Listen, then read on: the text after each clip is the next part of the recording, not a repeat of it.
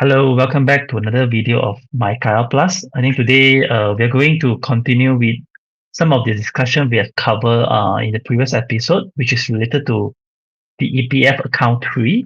If you wish to know about all the details regarding this account tree, we'll put a link up there for you to actually uh, understand more about what is a constraint, what does it take, when you will take effective, so on and so forth. Right. But today actually the key thing that we are going to cover is still about the details of it, and then we are trying to make some forecasts to see if, let's say, you are the one that lining up in the past few days in front of KWSP office or EPS office, so that you can expedite for the withdrawal from the from move the money from account two, go to account three, so that we can withdraw it out. What is the potential impact that you will potentially lost in the long run? But again, just before we start, I think this is the quick chart for you that doesn't know the key details about the KWSP or EPF account tree. This is the key one. Traditionally, we have two accounts. 70% is in the so-called retirement account, and the second one is so-called Sejahtera account, which is 30%. And the new one, it will be broken down into three. And then the last one, which is the so-called account flexible, is the one that you can withdraw out the money every single time, and then it only will consist of the 10% of your contribution. And probably, Juban, you wanted to take us through some of your forecast activity and how you came across this. What is the key takeaway?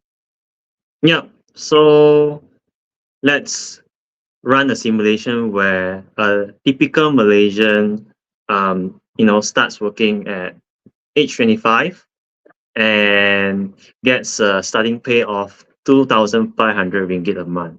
And every year he will continue to work, he won't take any career break, and he will get a 5% increment every year, right? So we have done the research. The nominal average increment per annum is 5%. So we take that as our forecast and for our simulation.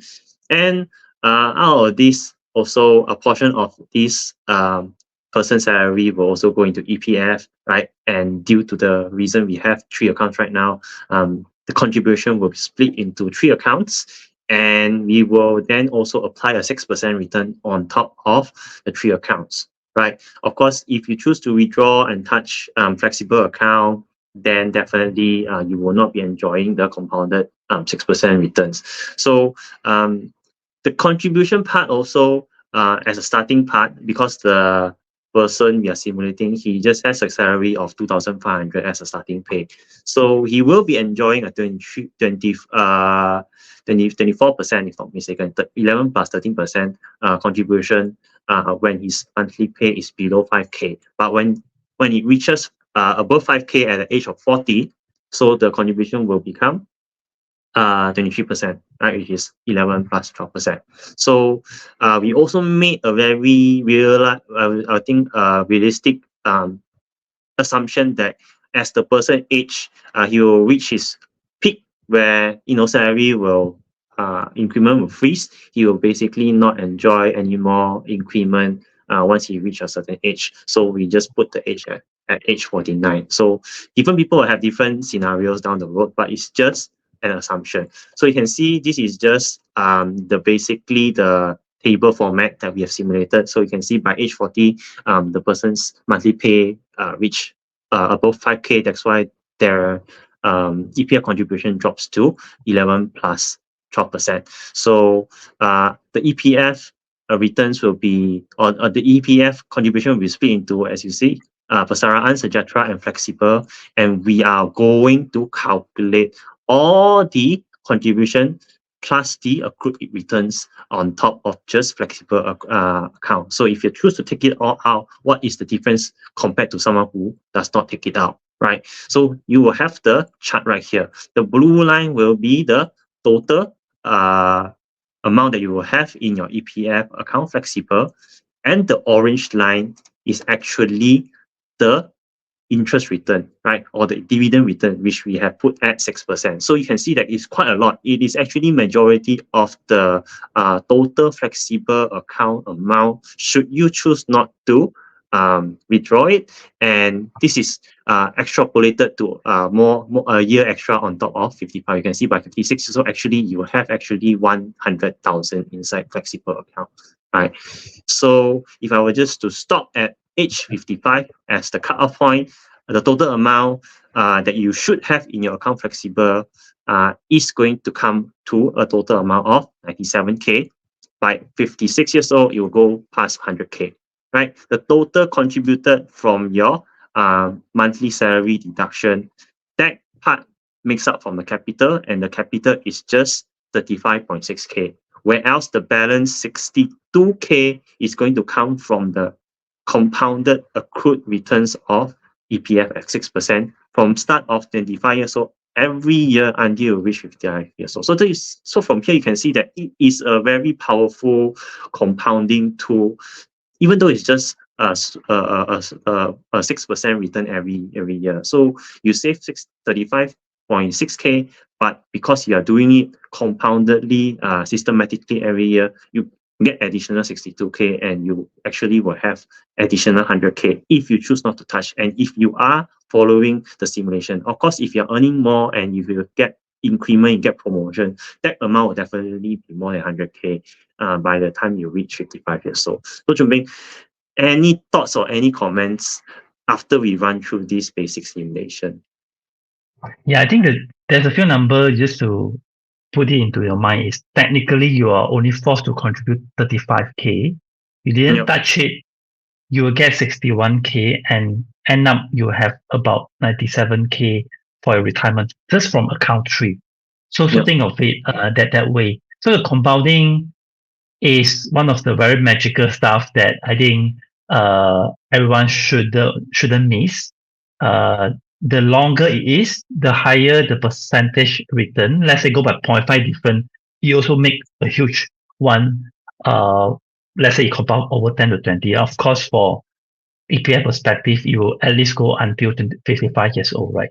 So I guess the key thing is you may be thinking of doing some withdrawal out to basically cater from some emergency stuff. But the key thing I want to highlight all over again is traditionally for EPF account 1 and account 2, the account 2 is meant to be the more flexible one that you can withdraw it out for emergency purposes, let's say for medical, let's say for housing mortgage settlement, let's say for education. Yeah. But now you have another one that's more flexible and literally called as account flexible.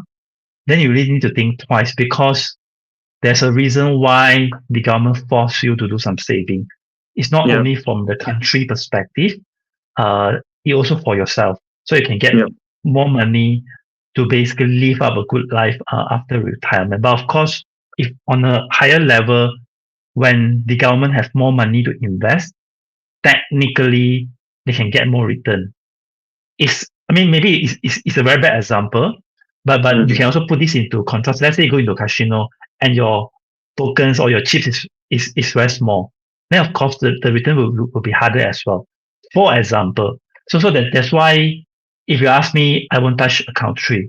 If there's any release of, let's say, standing instruction that automatically moves this fund back to account 2, I will do that immediately. This is my take. I'm not sure about you, Jupan. Yeah.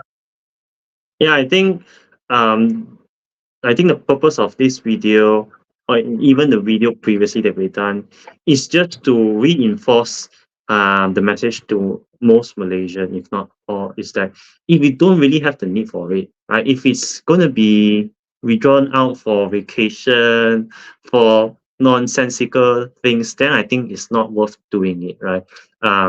Better touch and use the cash and the savings that you have in your bank account if you really do have it. Of course, not everyone is in the same circumstances, in the same scenario. Some people, are living a tougher and harder life, and they would just need this amount to, survive.